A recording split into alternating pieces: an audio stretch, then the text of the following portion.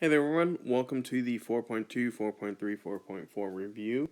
I'm only going to go over the circled problems, so number 1, 6, 7, 3, 9, half of 11, and 13, and 14, okay?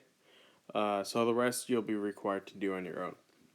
So getting started, it says find the discriminant. Well, the discriminant, that's in your 4.4 notes, alright?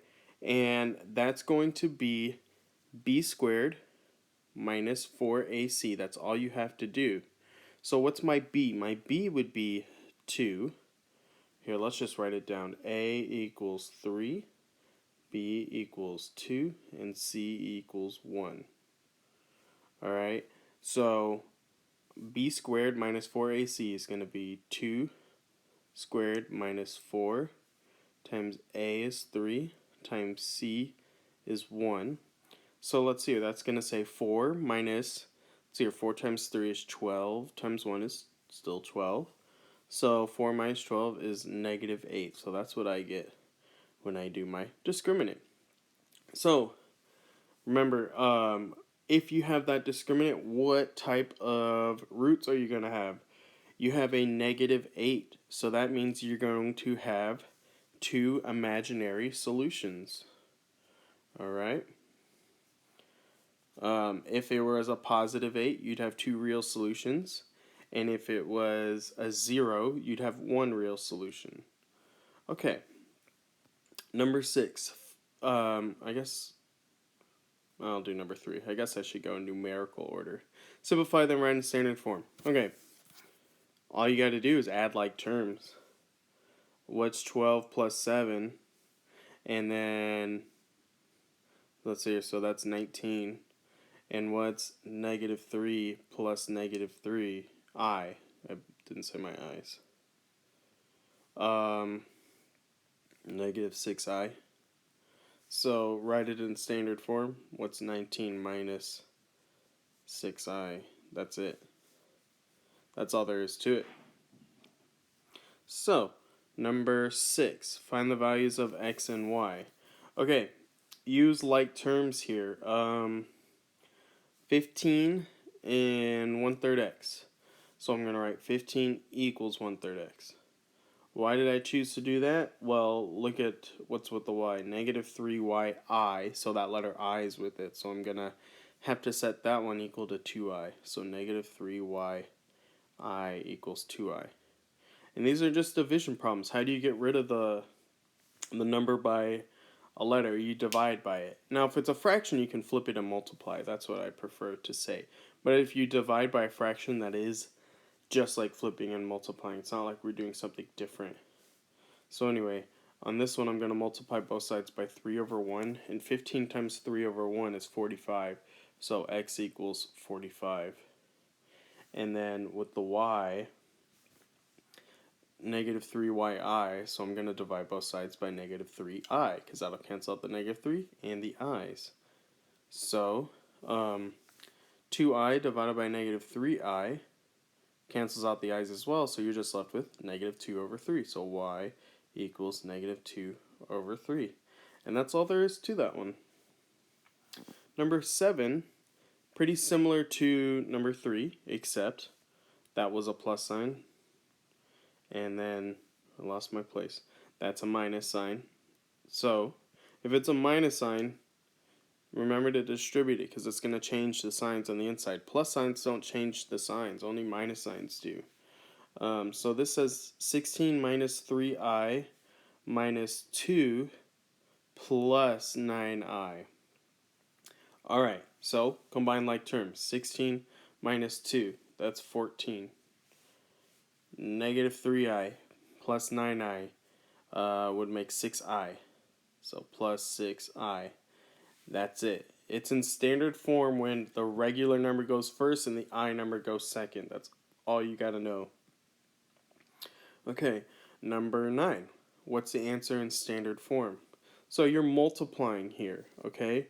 So, you know, a couple different ways to show your work. I'm gonna do the box method thing, just because. So 5 minus 3i and 2 minus 3i. And so we're multiplying. What's 5 times 2? That's 10. What's 5 times negative 3? That's negative 15. I forgot to say I. What's negative 3i times 2? Negative 6i. What's negative 3i times negative 3i? That's positive 9i squared. And then I have a thing to say about 9i squared. So, I, by definition, is the square root of negative 1. So if I'm squaring that, it looks like that. Now, if you're squaring a square root, the square and the square root both cancel each other out. And so this is equaling to 9 times negative 1, which is just negative 9. So you can go scratch this out and you can just pencil in negative 9 because of all the work shown right here. So now let's add like terms. Look, I have negative 6i and negative 15i, and then separately I have 10 and negative 9. See, so there's no i's by those. So do the regular number part first. So 10 minus 9 is 1, and negative 15i combined with negative 6i would be negative 21i. And that's it. That's the final answer. That's all I can say about that. Yeah, it's over. Number 11. Evaluate the square root of negative 90. You'll do the negative 200 one. Remember, split it up. Think of a number that's a perfect square that goes into it. So, over here on the side, I'll make a little list of my perfect squares. Okay, so here's a list of up to 14 squared. That's pretty much all you really need to know. Because in class we don't give you that big of numbers. Really, if you know up to 10, you're good. Okay, so 1 squared is 1, so that doesn't really help. But start thinking, does 4, 9, 16, 25, 36, 49, 64, 80, 100, 121, 144, 169, 196, are those numbers factors of the number you're trying to simplify? So the number I am trying to simplify is negative 90. So what factor goes into 90? That's going to be this right here, 3 squared, or 9. Because 9 times 10 is 90, and the square root of 10 couldn't simplify. That's just 5 times 2. So yeah, there's no perfect squares. That's the biggest one that's going to go into it. So I'm going to write down, so the square root of 90 equals the square root of negative 9 times 10. It's a negative 90. So you have to make the perfect square negative. Anytime you take the square root of a perfect square, so the square root of 9 is 3, you just take the square root of the positive 9, and then you say put an I by it because it was a negative number. Anytime you take the square root of a negative number, put an I by it, and then don't forget your plus or minus. Okay, and then we have the square root of 10. And so that's all there is to say about that. Plus or minus 3i square root 10. Now you just need to do square root of 200. Okay, use this list to help you. Alright, I'm going to move on though. I have number 13. Consider solving this by completing the square. Okay, so look, it's already set up for you. X squared plus 14x plus blank equals negative 3 plus blank. Because you took that 3 and you minused it to the other side already. Alright? So how do you fill in that blank? Remember, that's b over 2 squared. Alright? And so what's your b over 2 squared? That's 14 over 2 squared. What does that equal? 14 divided by 2 is 7. 7 squared is 49. So I'm going to add in 49 to both sides. And then when you do that, it should make sense. What's the square root of 49? It's 7. positive 7 or negative 7. Am I going to use positive 7 or negative 7? The middle sign tells you it's positive, so I'm going to use positive 7. Because the factors of 49 that add up to 14 are 7 plus 7. So I'm going to rewrite this as, I'm doing part B now. Solve the above equation by completing the square. X plus 7 squared. Because 7 plus 7 is 14, so you write it twice.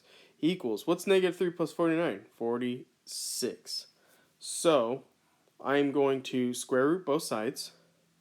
And I have x plus 7 equals the square root of 46. Sorry, plus or minus that. So if you divide 46 by any of these numbers that I had written down earlier, you're not going to get whole number answers, which means 46 can't be simplified. It doesn't have a perfect square as a factor. So you're just going to leave this as square root of 46. So you just need to minus 7 to the other side, and it'll be over with. So I'm going to say x equals negative 7 plus or minus the square root of 46. And I'm good with just leaving it at that. Okay? Let's do the last one. Solve using the quadratic formula. Okay, if you're using the quadratic formula, everything needs to be in one side. Okay, so I'm going to minus 5x and plus 6 over to this side. And of course, nothing's going to combine because nothing is a like term. 4x squared is not like 5x. 5x is not like 6 or 4x. And, so I'm just going to write 4x squared minus 5x plus 6 equals 0. So that leaves me with an a of 4, a b of negative 5, and a c of 6. So my quadratic formula is x equals negative b plus or minus b squared minus 4ac all over 2a. So you just have to plug in your numbers. X equals negative b, and b is already negative, so negative 5 turns to positive 5 plus or minus the square root of b squared, so negative 5 squared. I don't flip the sign on that b, but make sure you use parentheses. Minus 4 times a, so a is 4, times c, and c is 6. All that is divided by 2 times a, so 2 times 4. Okay, so let's simplify this next. So, what I did was I typed this into my calculator. That's going to be 25 minus 96, and 25 minus 96 is negative 71, and 2 times 4 is 8. Okay, so that's how I got from this step to this step. If you typed it in with the square root, the calculator would give you an error message. Why? Because you have a negative number inside the radical. So we're going to have two imaginary solutions here. So I need to take this one step further and just simplify this. Now, can you simplify the square root of negative 71? No, unfortunately you can't. In terms of there are no factors of perfect squares. None of these go into 71. So you just need to worry about that negative. Okay, so pull the negative out. So x equals 5 plus or minus. When you pull a negative out of a square root, what does it leave behind? An I. So this is I 71, square root 71 over 8. And if the fraction were to simplify, we'd simplify the fraction, like if 71 could be divided by 8 and like get a simplified fraction, like writing like 50 over 100 simplifies to 1 over 2, like that. 5 over 8 doesn't simplify either. So this is as simple as it can get without having to write 5 plus I square root of 71 over 8 and 5 minus I square root of 71 over 8. So that's the final answer. So you guys have the rest of this half, the other half of the paper to do. Let me know if you have questions in class, or leave a comment below, I guess. I don't know. Oh, it's funny, I forgot to say the notes for all these other ones. But yeah, they're in 4.2, 4.3, and 4.4. Alright, bye everyone.